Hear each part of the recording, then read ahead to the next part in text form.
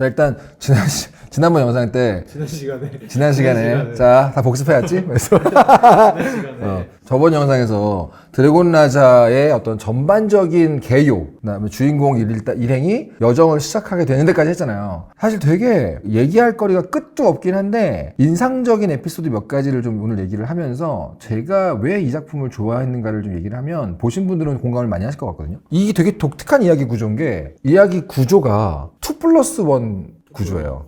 2+1. 무슨 말이냐면 이야기의 그 축이라는 게 있잖아요. 예를 들면 주인공 후치 일행이 현 시간 이 여정을 떠나고 있는 현재 시대가 있으면 과거에 바이서스라는 이 왕국을 건국한 사람이 있을 거 아니에요. 그게 루트에리노 대왕이라는 사람이 있고 마치 무슨 아더왕과 원탁의 기사같이 루트에리노 대왕과 8개의 별이라고 불리는 자기의 휘하 장군들이 있고 약간 아더왕에게 멀린이 있었듯이 루트에리노 대왕 옆에는 대마법사 핸드레이크라는 사람이 존재해요. 인간의 끝에 도달한 자라는 표현이 나와요. 인간 중 유일하게 9클래스 마법의 체계가 1클래스부터 쭉 가거든요. 그래서 보통 막 3클래스 넘으면 막 고수 이런 게 있는데 9클래스의 마스터라고 나와요. 그러면서 인류 역사상 최초로 드래곤도 하지 못했던 10클래스, 10클래스의 마법을 창조하려고 노력하는 사람이라고 나오는 그 핸드레이크라는 인물이 나오는데 그 루트에리노 대왕과 핸드레이크가 바이서스라는 왕국을 건국했던 당시 얘기가 있잖아요. 그거는 어떻게 보면 지금 시점에서 보면 과거죠. 과거의 역사 속의 기록이잖아요. 근데 그 이야기가 진짜 중요한 하나의 축으로 나와요. 이게 되게 중요한 떡발이거든요. 그 8개의 별, 이게 뭐냐면 루트에리노 대왕이 핸드레이크와 함께 여정을 떠나게 된 이유가 뭐였냐면 신이 8종족을 만들어 놓고 그 종족 전체의 창생멸사를 좌우할 수 있는 최강의 아티팩트를 하나씩 만든 게 별이에요. 8종족이 있으면 8개의 별이 있는 거예요. 그 8개의 별 중에 예를 들어서 인간의 별을 갖고 있어. 인간 종족 전체의 진화 과정, 멸족, 모든 것들을 다 좌우할 수 있어요. 근데 드래곤 로드가 8개의 별을 갖고 있어요. 그러면서 모든 종족들을 지배하고 있는 거예요. 그러니까 루트에리노 대왕은 드래곤 로드의 지배로부터 모두를 해방시키고 말 거야. 그러면서 여정을 떠났는데 핸드레이크도 저 8개의 별을 이용해서 모든 종족을 완전하게 만들고 싶어. 근데 루트에리노 대왕이랑 핸드레이크가 사실 속마음이 좀 달랐거든요. 이거는 큰 스포일러니까 말하지 않을게요. 하여튼 그래서 드래곤 로드와 전쟁을 벌이고 8개의 별은 그 뒤에 어떻게 됐을까? 그리고 그 뒤에 루트에리노 대왕과 핸드레이크는 어떻게 됐을까? 이게 진짜 흥미진진한 얘기예요. 역사 속의 이야기인데 어느덧 이 이야기의 가운데로 들어오거든요. 그거 보고 있으면 막 엄청 가슴이 웅장해져요. 이런 역사 속에서 지금 후치 일행이 걷고 있는 거구나. 진짜 재밌어요. 후치 입장에서는 과거의 그 루트에리노 대왕과 핸드레이크의 역사 속의 이야기를 계속 들으면서 영향도 받고 서로 연결고리가 없는 과거와 역사 시대와 현재 시대인데 나중에 들어가게 되면 이 뒤쪽에 아주 큰 반전이 하나 드러나면서 과거 루트에리노 대왕 시대와 현재 후치 일행의 시대가 연결되거든요. 그걸 연결짓는 하나의 장치가 나와요. 그 2개의 이야기가 쭉 이렇게 진행이 되는 거예요.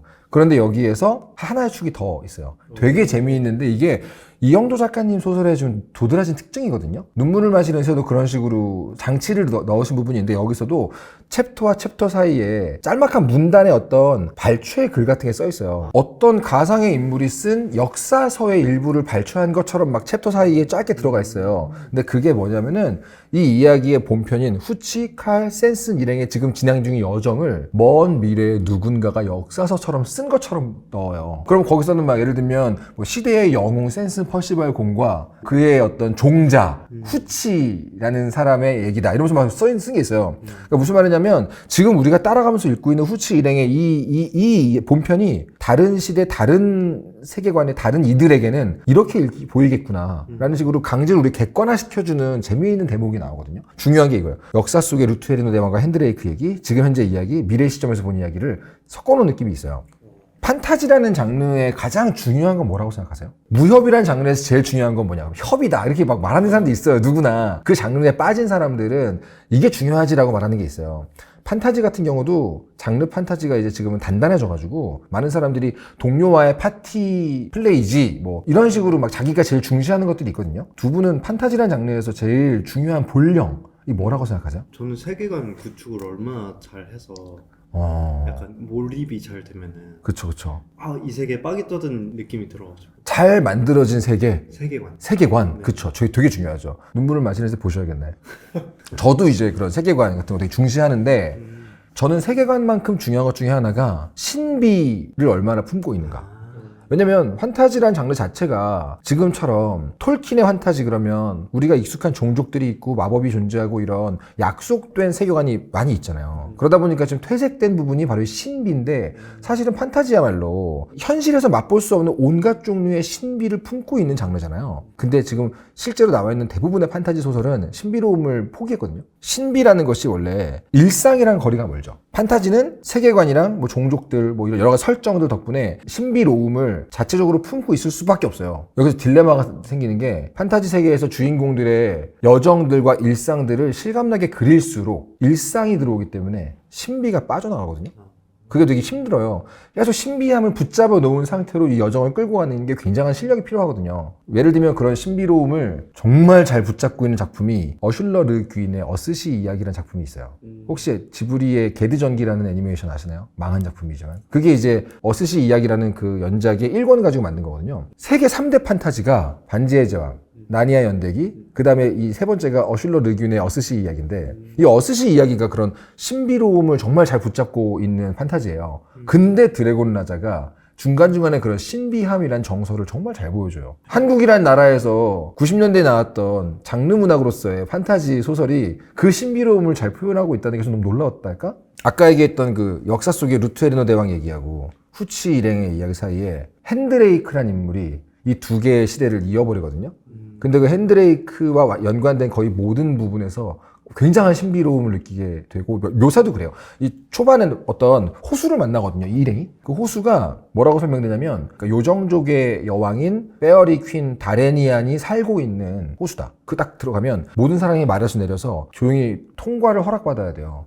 그럼 이 거대한 호수에서 빛이 쫙 올라가면서 통과를 허락하는 게 딱 되거든요. 그때부터 갈 수 있는 거예요. 말을 타서도 안 되고 아무것도 안 되고. 불청객이 오면 갑자기 붉은 광선이 막 뻗어나오면서 이런 묘사가 있는데 그 호수 장면 같은 거 보면 와 진짜 신비롭다. 내가 후치 입장에서 이런 것들을 보면 비록 몸값을 위해 나온 거지만 여행을 안 나왔으면 평생 이런 걸 못 보고 살았을 거 아니야. 이러면서 엄청 아쉬워하고 막 굉장히 들떠하는 게 나오거든요. 그런 것들을 잘 묘사를 했다 그래야 되나? 이 작품에서 대부분의 사람들이 인상적인 에피소드를 꼽는 몇 가지가 여행 초반에 만나는 뭐 12인의 다리 그리고 뭐 세이크리드 랜드라고 하는 신립지 이런 에피소드들이 있어요. 저는 이 세이크리드 랜드 에피소드를 정말 좋아하는데 이게 뭐냐면 일행이 가다가 저기 어떤 마을이 있는데 저 마을은 뭔가 이상하네 라고 느낌이 딱 와서 보니까 태양이 비치게 되면 아무리 날이 흐려도 건물이나 이런 것들에 명암 차이가 존재하잖아요. 여기는 밝고 여기는 좀 어둡고 이런 식으로. 그리고 빛이 강하면 더더욱 입체적으로 보이잖아요. 근데 저 마을은 명암차가 아예 없는 것처럼 마치 2D로 그린 것처럼 모든 면이 똑같은 색으로 보이는 거예요. 그래서 뭐지? 하고 막 가봐요. 가보는데 사람이 아무도 없어. 근데 어린 꼬마애 하나만 막 물을 깃고 있어. 알고 봤더니 이 마을에 있는 모든 사람이 설명할 수 없을 정도의 증세로 다 병에 걸려서 지금 마을 교회에 다 수용이 되어 있는 거예요. 예를 들면 동상하고 일사병이 같이 걸린다거나 말이 안 되잖아요. 모든 사람이 병에 걸려 있고 어린 애 하나만 남아가지고 마을 어른들을 막 지켜주고 있고 막 그러고 있는 거예요. 어떻게 된 거지? 하고 애들은 점점 사라져가고 막. 그래서 이 비밀을 밝히다 보니까 알고 봤더니 자이펀이라는 그 전쟁 중인 국가에서 세이크리드 랜드라는 방식의 테러 무기를 만들면서 여기에 실험을 하고 있던 거예요. 그게 뭐냐면 게덴이라는 아무런 규칙도 허락하지 않는 종류의 신의 디바인 마크라는 걸 딱 땅에다 묻어요. 그러면 그 지역이 신이 머무는 곳으로 설정이 돼버리는 그런 종류의 설정이거든요. 오직 한 가지 신의 원칙만이 지배하는 곳이라는 설정이에요. 예를 들면 엘프와 순결한 처녀의 신인 그랑엘베르의 어떤 마크를 묻었다고 가정을 해볼게요. 그러면 엘프와 순결한 처녀의 신이라고 했잖아요. 그 일대의 신립지에서는 아무도 애를 못 낳는 거예요. 이런 식인 거죠, 예를 들면. 근데 여기는 게덴을 묻었기 때문에 모든 사람이 병에 걸려버린 거예요. 아무튼 그러다 보니까 이 설정이 오직 한 가지 신의 원칙만이 존재하는 곳, 지배하는 곳이라는 설정이잖아요. 이걸 보고 있는데 너무 지금 현재 우리나라의 어떤 인터넷 커뮤니티랄까 우리나라의 어떤 느낌 같은 거예요. 무슨 말이냐면 현재 전 세계적으로 막 극우화, 뭐 극좌화, 뭐 갈등 이런 게 엄청 나오잖아요. 분열 이게 어떤 커뮤니티 게시판에 들어가 보잖아요. 오직 한 가지 신의 원칙만이 지배하는 곳을 딱 둬요. 그럼 거기는 온갖 질병이 난무하거든요.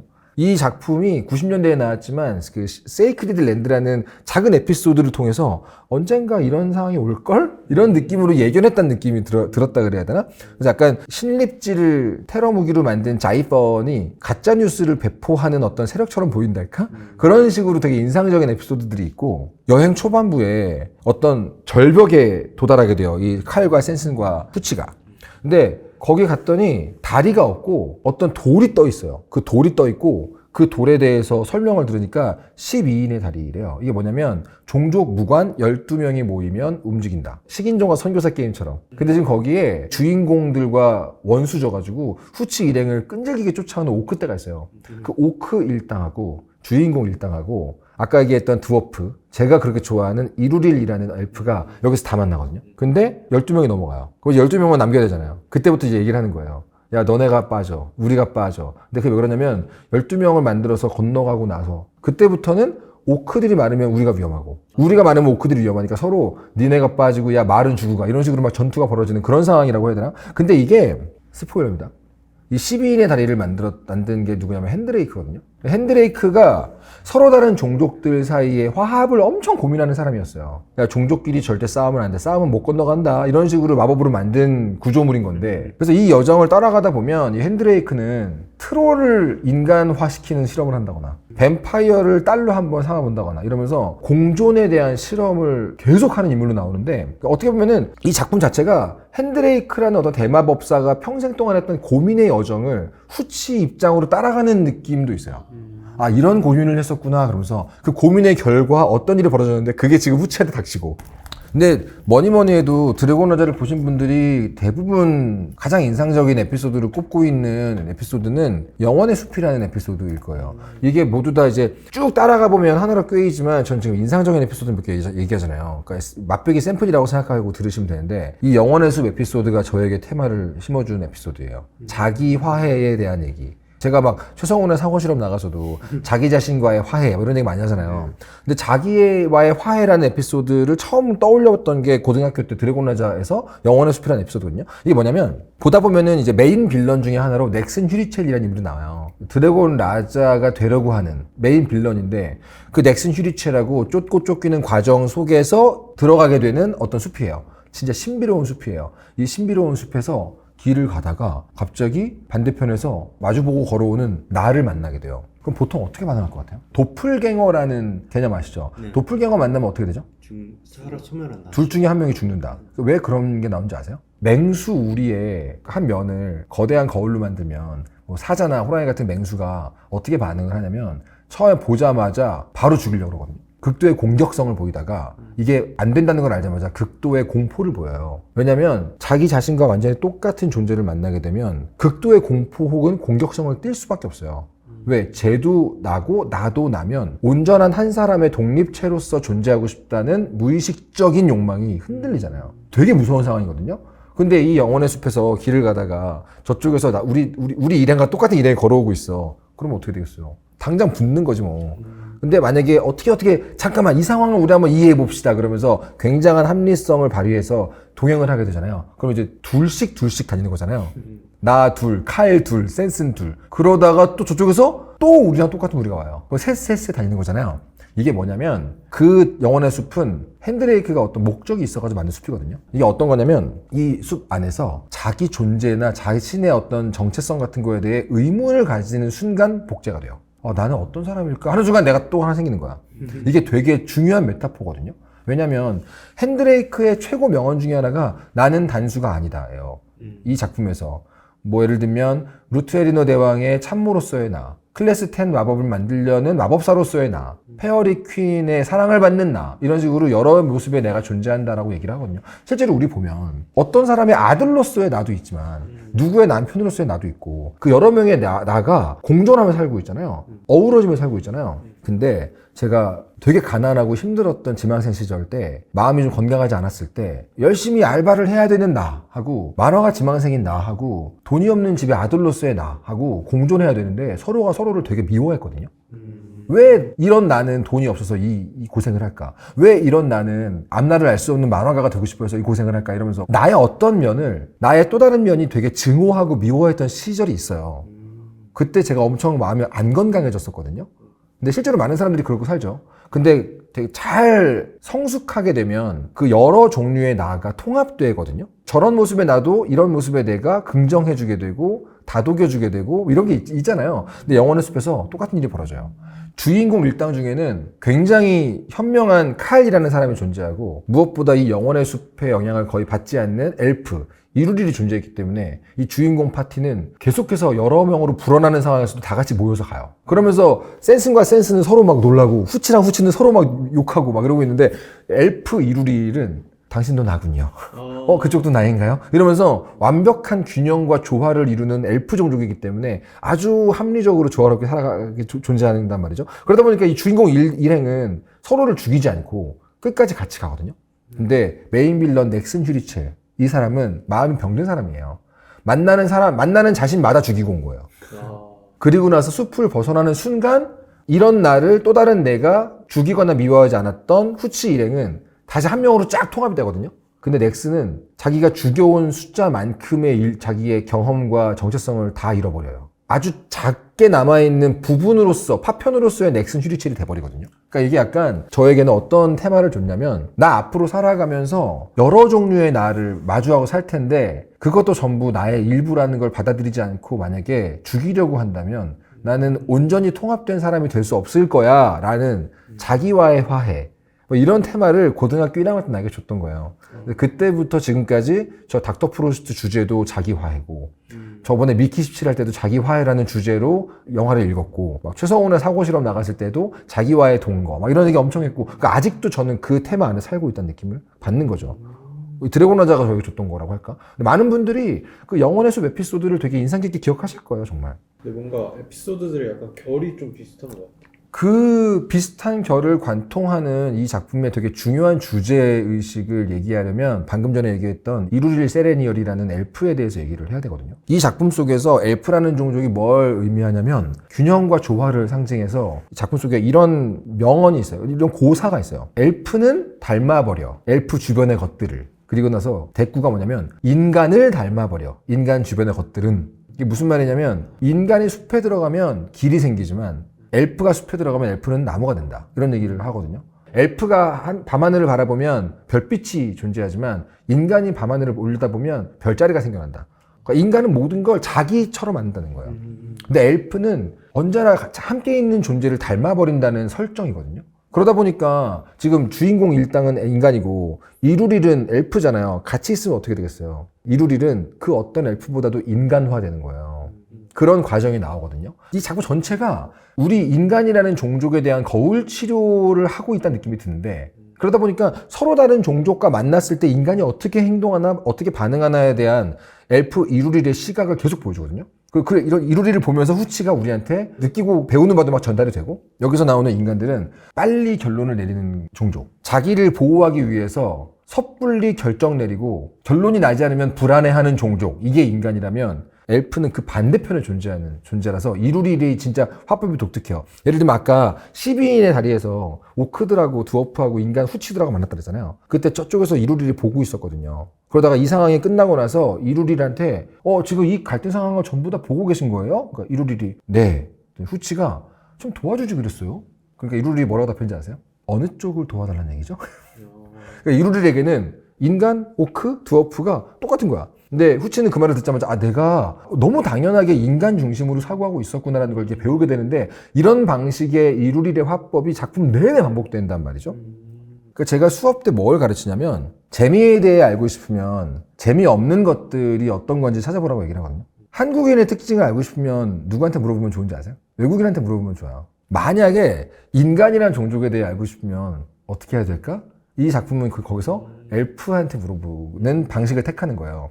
그래서 엘프가 보는 인간의 모습들, 이루릴이라는 사람을 통해서 우리 종족 전체의 어떤 한계, 매력, 아름다움, 추함, 이런 것들을 너무 재미있게 묘사를 하고 있기 때문에 제가 컨텐츠들을 원래 그런 식으로 보거든요. 자기 자신을 돌아보게 만드는 용도로 쓰거든요. 근데 그 중에서 이루릴이라는 캐릭터가 가장 저에게는 유쾌하고 아름다웠던 거울치료적 캐릭터라고 해야 되나? 그리고 요즘에 수도권에서 벗어나서 지방의 소도시 같은 데로 가면 학교 교실에 한국 학생이 더 적은 거 아세요? 다른 나라 학생들이 워낙 많아서 너무 당연한 것처럼 어떤 가게에서 서빙하는 게 다른 나라 분들인 경우가 많고 저는 분명하게 한국은 단일 민족 국가 아니라고 보거든요. 이제 다름이란 존재를 거대하게 온몸으로 마주해서 적응해야 되는 삶이 우리에게 다가오고 있거든요. 근데 드래곤 라자가 정확히 그러한 삶에 대한 여정이에요. 나와 다른 존재와 동행하는 얘기, 서로가 서로를 미워하지 않을 수 있는 가능성, 뭐 직장에서건 혹은 일상에서건 너무 나와 다른 존재랑 갑자기 뭔가를 함께 하게 돼서 마음속에 갈등도 있고 적응도 어렵고 미움이 가끔 싹 트는 모든 사람들에게 드래곤 라자를 추천하고 싶어요. 다른 존재와의 동행을 이 정도로 아름다운 이야기 속에 담아낸 판타지는 없었다.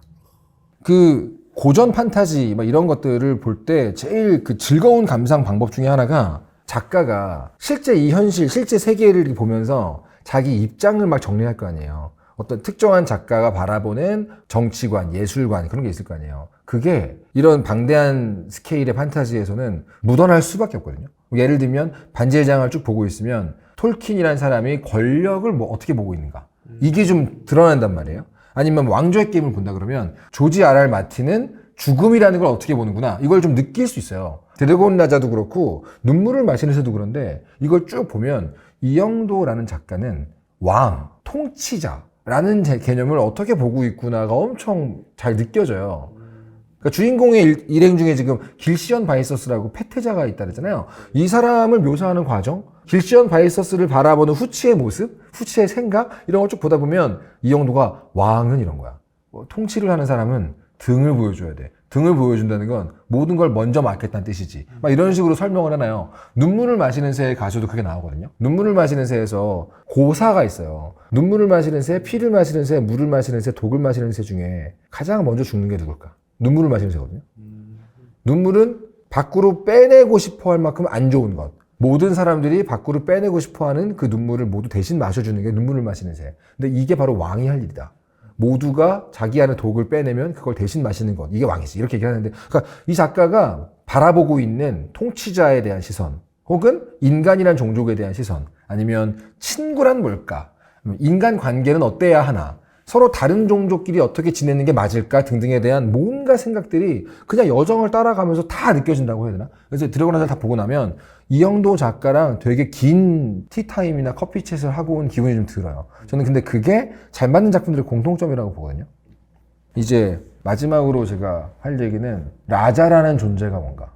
이 스토리가 전반에 걸쳐서 드래곤하고 인간 사이의 매개체인 이 드래곤 라자라는 존재는 어떤 비밀을 갖고 있을까에 대해서 탐구하면서 굉장히 철학적인 주제를 담고 있거든요. 인간의 자유의지라는 게 뭘까? 운명이라는 건 뭘까? 이러면서 되게 철학적인 얘기들을 담고 있는데 찾아보니까 실제로 제가 막 논문 검색을 많이 해봐요. 제 작품의 취재를 위해서. 근데 거기서 심심해가지고 찾아봤더니 실제로 드래곤 라자를 가지고 쓴 인문학 논문이 있더라고요. 그러니까 철학적 사유의 장으로서의 장르 문학 하면서 드래곤 라자와 눈물을 마시 퓨처워커를 중심으로 했나? 뭐 그런 되게 진지한 논문들도 꽤 많이 나와 있어요.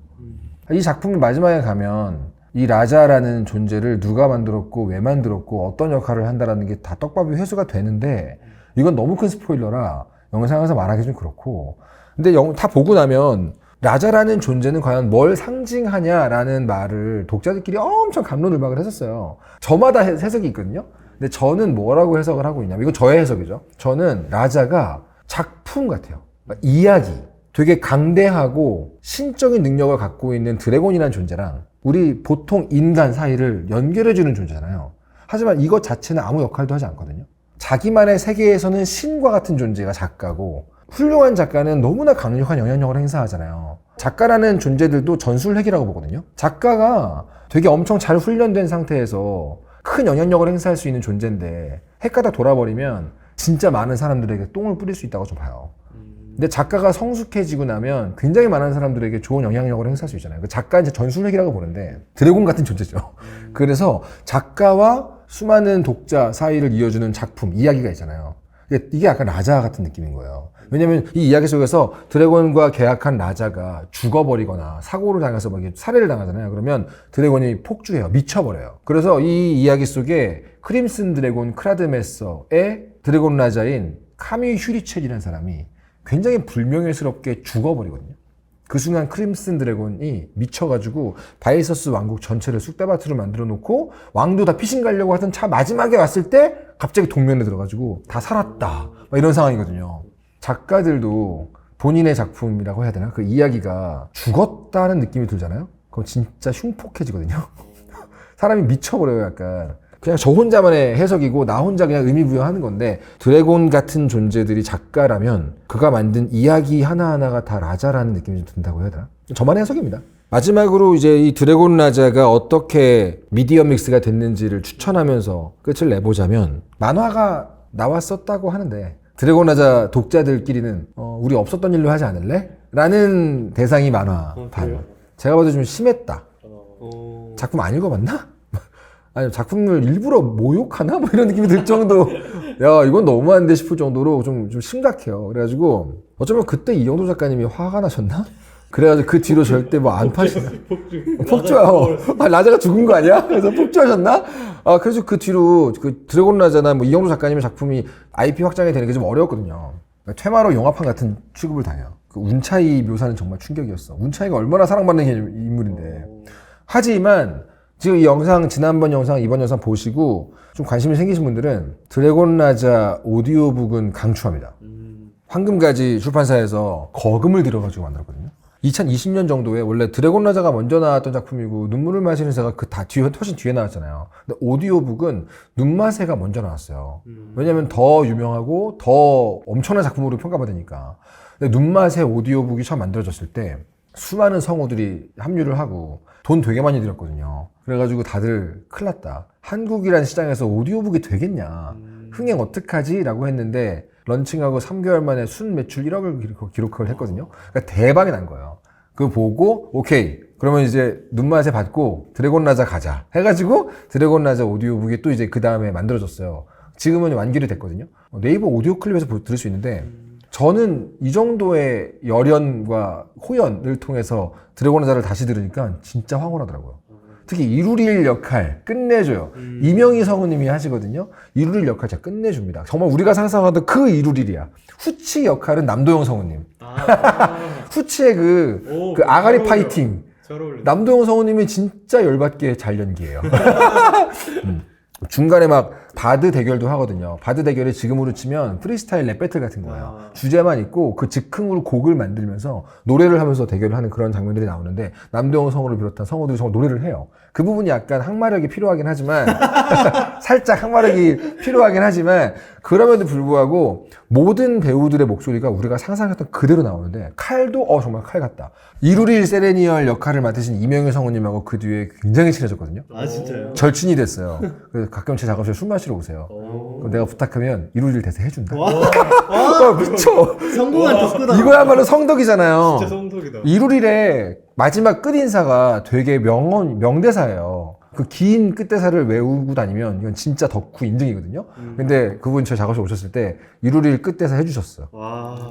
나 진짜 술 먹다가 너무 좋아서 울 뻔했어요. 대박이다.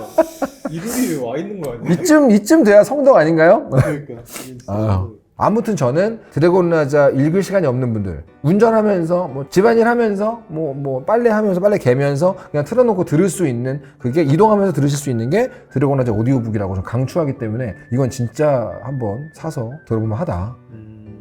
뭐 지난 영상하고 이번 영상 해가지고 드래곤 라자 이제 소개편, 영어편, 심화편 했는데 두 분 PD님 반응이 좀 궁금하긴 합니다. 동범이한테 더 듣고 싶긴 해. 저희 옛날에 유행했던 만화 꺼내서 같이 보는 느낌? 그쵸? 같이 공감. 그때 뭐가 유행이었지만. 모쪼록 영상 보시는 분들 중에서 이제 이영도 키즈, 드래곤 라자 좋아하시는 분들 반가우셨길 바랍니다. 그 스토리 캠프에서 요 작품 설명회 하는 것도 보신 분들이 같이 껴서 수다 떨고 싶게 만드는 호드가 떨고 싶게 만드는 그런 내용으로 해볼까 하고요. 그리고 드래곤 라자 설명회는 여기까지입니다. 그래서. 안녕하세요. 이종범 작가님 절친 드래곤 라자에서 이루릴 역을 맡았던 성우 이명입니다. 반갑습니다. 네. 제가 드래곤 라자 설명회 일부를 잘 봤거든요. 근데 그거 보면서 왜 나를 안 부르는 거야. 내가 저 자리에 있었어야 되는데 그런 생각을 했습니다. 아니 드래곤 라자가 저한테도 너무나 소중한 작품이고 뜻깊은 작품이었거든요. 드래곤 라자를 읽고 녹음하면서 이제 저 자신과 되게 친해졌어요. 그 이유가 제 안에도 오크 같고 드워프 같고 진짜 인간 같고 이런 다양한 면모가 있는데 그 면모를 이렇게 그냥 그대로 보면서 더 친밀해진 계기가 되게 해준 작품이 드래곤 라자였습니다. 이 작품 덕분에 이제 이종범 작가님하고도 친해지게 됐는데, 작가님이 이 대사를 너무 좋아하시더라고요. 저도 너무 좋아하는 대사인데, 한번 해볼까요? 귓가에 햇살을 받으며 석양까지 행복한 여행을 웃으며 떠나갔던 것처럼 미소를 띠고 돌아와 마침내 평안하기를.